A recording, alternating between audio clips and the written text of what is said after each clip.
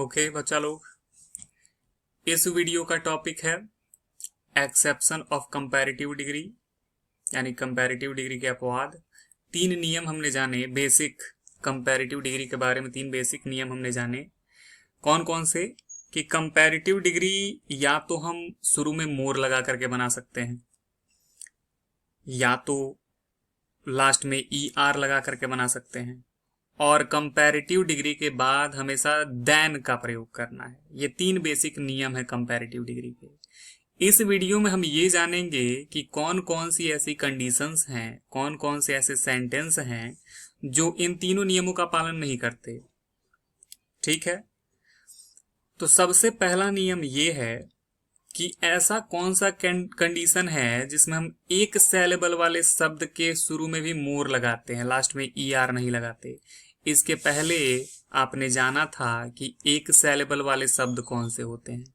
एक शब्द सिलेबल वाले शब्द वो होते हैं जिनके शुरू में कोई प्रीफिक्स या लास्ट में कोई सफिक्स ना लगा हो, वो होते हैं एक सिलेबल वाले, और उनका कंपैरेटिव बनाने के लिए हम लास्ट में ER जोड़ते हैं। ठीक है, लेकिन ऐसी कौन सी दशा है जिसमें हम एक सिलेबल वाले में भी ER नहीं जोड़ सकते, उसमें भी हमको मोर लगा करके बनाना पड़ेगा। वो कंडीशन ये है कि जब किसी व्यक्ति या वस्तु के 2 गुणों की तुलना की जाए। मतलब समझे? नहीं समझे? समझो। अभी तक कंपैरेटिव डिग्री के बारे में हम ये जान रहे थे कि या तो 2 सब्जेक्ट की तुलना की जा रही होती है, 2 सब्जेक्ट के 1 गुण की, या फिर 2 ऑब्जेक्ट के 1 गुण की तुलना कर रहे थे कंपैरेटिव डिग्री में। ठीक है, क्लियर है? 2 व्यक्तियों या 2 वस्तुओं के 1 गुण की तुलना कर रहे थे। ये कंडीशन तब पैदा होगा जब व्यक्ति या वस्तु कोई एक हो और उसी के हम 2 गुणों की तुलना कर रहे हो। ठीक उल्टा। तो इस कंडीशन में हम एक सिलेबल वाला भी अगर एडजेक्टिव होगा तो उसके भी लास्ट में ER नहीं जोड़ सकते, हमको मोर लिखना पड़ेगा उसके पहले। ठीक है, जैसे ये लिखा हुआ है कि वह बहादुर अधिक है, बुद्धिमान कम, या फिर वह बुद्धिमान होने से अधिक बहादुर है। सब्जेक्ट हमारा एक है, उसकी 2 क्वालिटीज बताई जा रही हैं, एक तो बहादुर होना, दूसरा बुद्धिमान होना।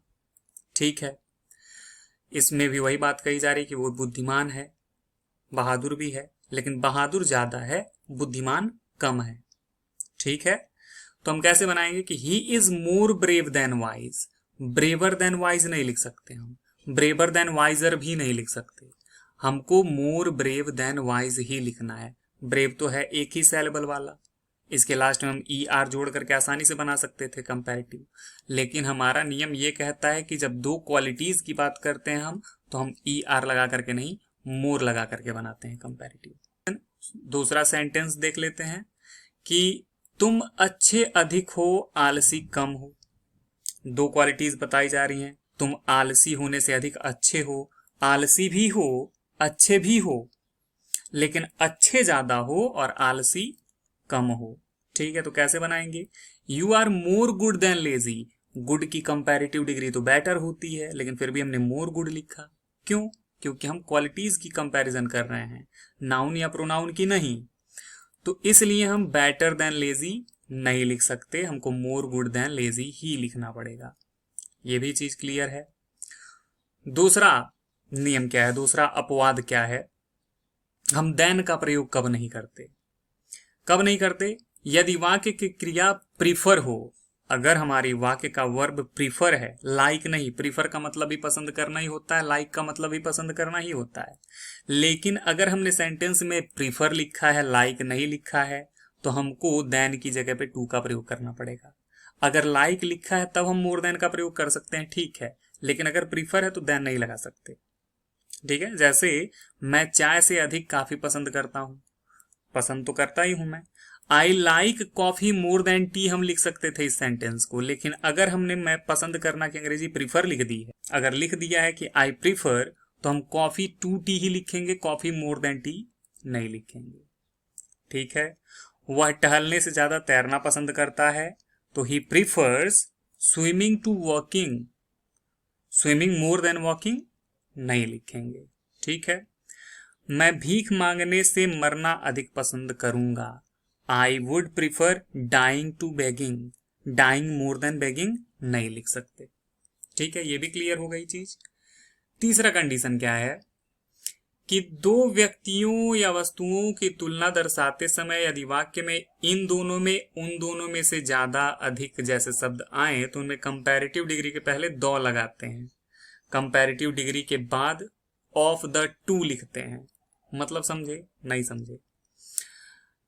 सपोज कि ये सेंटेंस देखो जरा, उन दोनों में वह ज्यादा समझदार है, उन दोनों में वह ज्यादा समझदार है। कितने लोगों का सेंस आ रहा है यहाँ पे? तुलना कितने लोगों की कही जा रही है? दो लोगों की कि दो लोगों से ज्यादा की बात कही जा रही है? उन दोनों में वह ज्यादा समझदार है। लोग तो दो ही हैं, उसी में से एक को हम ज्यादा समझदार बता रहे हैं। लोग दो से ज्यादा नहीं है, लोग तो दो ही हैं। कंपैरेटिव डिग्री हमारा दो ही के बारे में तुलना दर्शाता है। ठीक है, तो तुलना तो इसमें भी दो के बीच में ही हो रही है, बस कहने का तरीका थोड़ा सा अलग है। हम ये ऐसा कह सकते थे कि वह उससे ज्यादा समझदार है, वह उससे ज्यादा समझदार है, तो सिंपल कंपैरेटिव डिग्री हो जाता है ये सेंटेंस। लेकिन अगर हमने इसी को थोड़ा घुमा फिरा करके अगर ऐसे लिख दिया कि उन दोनों में से वह ज्यादा समझदार है, तो हम उसको कैसे बनाएंगे? He is the smarter. अब यहां पे ये कंडीशन आ जाती है कि हम द का प्रयोग करते हैं अपने कंपैरेटिव डिग्री से पहले। ठीक है, स्मार्ट एक ही सेलेबल वाला है, इसमें हमको मोर लगाने की जरूरत नहीं है। एक से ज्यादा सेलेबल वाला होगा तो मोर लगाएंगे। ठीक है, लेकिन इसके पहले द लगाना कंपलसरी है। जब ऐसा सेंस आए कि उन दोनों में से चाहे इन दोनों में से, तब हमको क्या करना है कि the smarter, the plus comparative degree of the two. ठीक है, कंडीशन यही है कि दो लोगों में होना चाहिए तुलना। तो द कंपैरेटिव डिग्री के पहले द लगाना है, उसके बाद ऑफ द टू लिखना है।